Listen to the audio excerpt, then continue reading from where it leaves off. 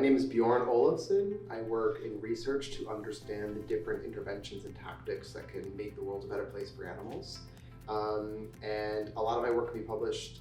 You can see a lot of my work on Faunalytics, on Sentient Media, and other websites like that.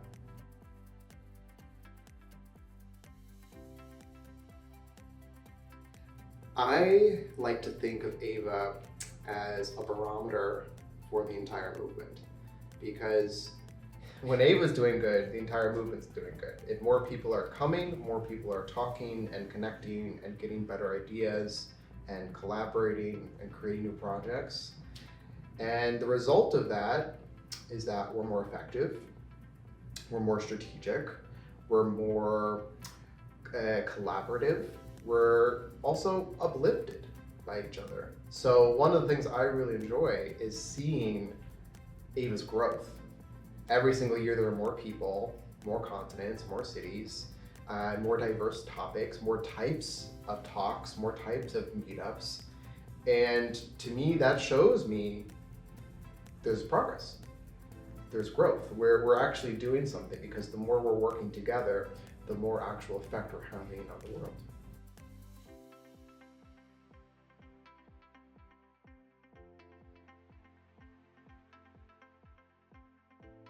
When we, as animal advocates, tend to think about diet change, we often imagine it the way we ourselves changed our diets. But I think that's wrong, because there are differences in people who went vegan overnight and people who are just kind of living in the world, navigating their food choices in different ways.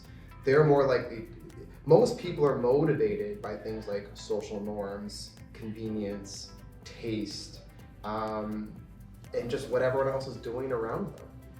Most people don't watch a documentary and then change their entire lifestyle the next day. That's true of almost everybody in the entire world. And vegans it's the same for us as well with other social movements or other behavioral changes. We don't just make a change and then our entire lifestyle is different.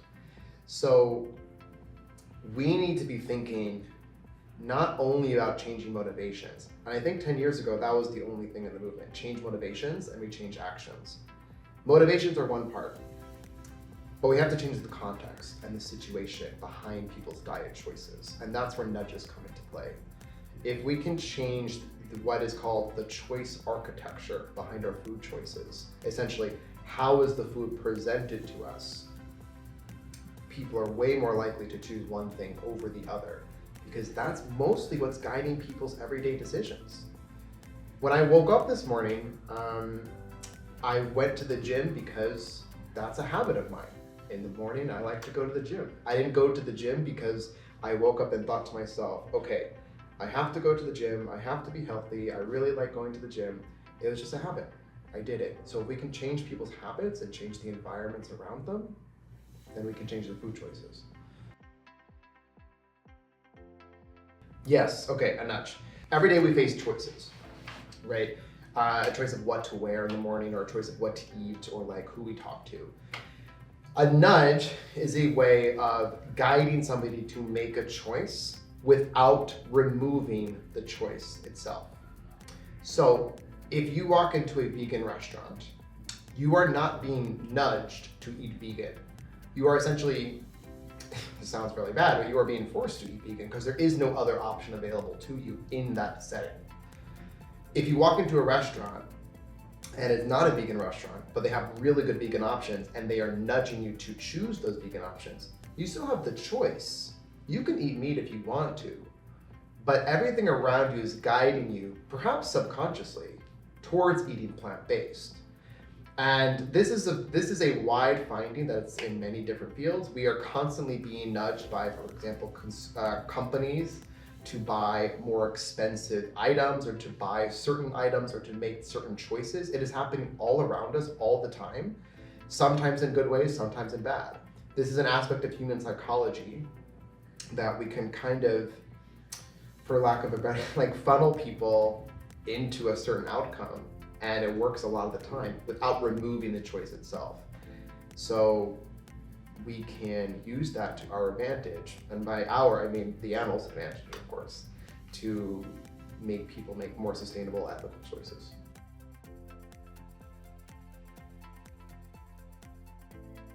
The most surprising thing to me was how effective it is, honestly. Because what I do is I research different ways that we can affect positive change for animals. And so often, I dive into the research, I look through all of these studies, and I'm so excited. I'm like, okay, this one is going to work. This one will change people's behavior. This one's going to change their attitudes. And then, the data says otherwise. Maybe the evidence is mixed. Maybe it doesn't really work. Maybe it only works in specific contexts. But with nudges, it is nearly universal. Every single study I have found has a positive result. There are some things we do need to be cautious of. Things like behavioral spillover, which is just a fancy way of saying what will people do after they leave the nudge situation, and long-term change.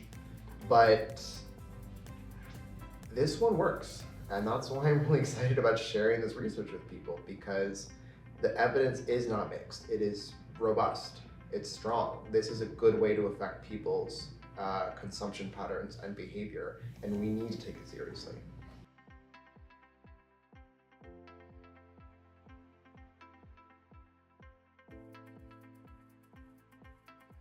Right, this is really key because researchers and advocates tend to not talk to each other very much, which is a huge problem in my opinion.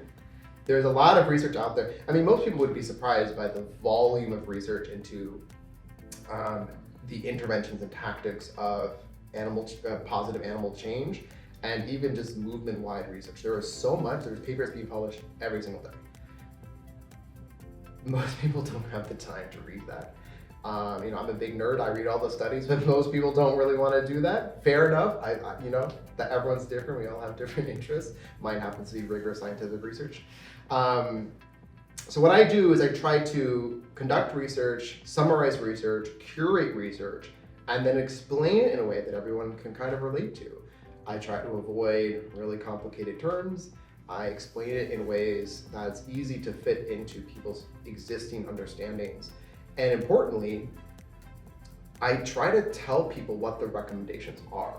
It's not enough to just say this is a finding that exists in the research. You have to say this is a finding that exists in this research, and you as a result need to do X, Y, Z to make positive change for animals. Because everybody wants to make more effective choices, more impactful work. That's universal. But doing that is easier said than done, and sometimes we need experts like myself and many others to kind of give advice, give recommendations. Here's what we think is the best path forward. So it's not easy, but it's something I work on all the time.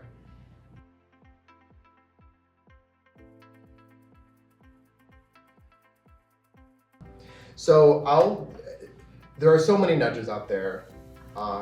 In my presentation, I don't have time to talk about all of them, but I'll mention one, which is a default. Sometimes called a plant-based default, default veg, vegan default, things like that. Essentially, you make the vegan or plant-based option the default option. So I'll give you an example. I flew here today to Los Angeles. On the plane, so if I wanted to eat vegan on the plane, I had to call ahead of time and change the meal option from chicken or beef to this mushroom noodle option that they had available.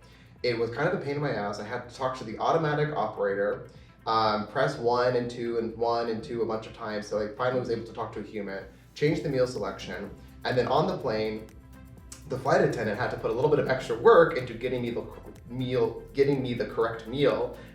She had to go back and forth and give me the right thing, and it was kind of annoying. Probably annoying for the flight attendant, a little bit annoying for me. Most people don't want to go through that kind of effort. They're just going to go with whatever people hand them. It's airplane food, it's not going to be high quality, so you just kind of take what you can get. So that's a meat default. But why can't we reverse that and have it be a vegan default? And then if you want meat, you have to put in that extra effort. You have to call ahead, go do the form a different way, talk to the flight attendant, things like that. If we did that, then somewhere between 60 to 80% of people would just eat plant-based, assuming the food is high quality and good. Then people are just gonna do the most convenient option available to them. This is really effective, especially in cafeterias, workplace cafeterias, university cafeterias, things like that, where the meat has to be requested specifically. So the student at a university wants to eat meat. They still have the choice to do so, but they have to talk to the staff and spend a little bit of extra time, maybe 3 or 5 minutes, waiting for the meat order to come. And most people aren't going to do that because they just want something tasty and quick and ready to go. This is taking off in the last couple of years, especially in the US and places like California. I'm excited to see it spread in Europe as well. It does exist in Europe and across the entire world, and we're going to need more people to be kind of implementing this, either at an organizational level or just regular university advocates, people who might not even be in the movement, people who just want to talk to their dean or boss or whoever it happens to be and get this instituted, because it's a win for everybody. Nobody's choices are being taken away. It increases plant-based food options, decreases meat consumption, makes it more sustainable. Everyone's happy.